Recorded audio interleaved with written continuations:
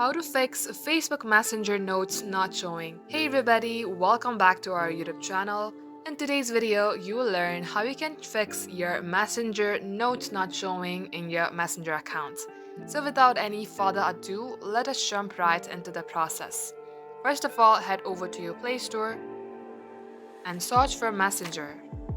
If you see update sign here instead of open, you have to tap on update and update your Messenger app. Then head over to your settings application from your device, and at this page scroll below to apps. From these various apps, go ahead and tap at the search bar and type in Messenger. As you search for Messenger, go on to its storage, which is under usage. Here tap on clear cache.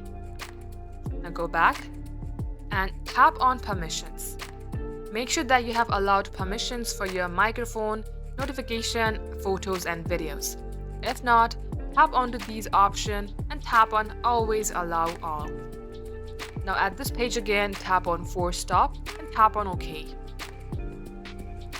Now restart your device and open your Messenger account. As you do so, this shall fix your problem. Thank you for watching the video till the very end. In case you would like to see more videos on this topic, then do comment down below. We hope to be back soon with more tutorials like this. In the meantime, stay updated.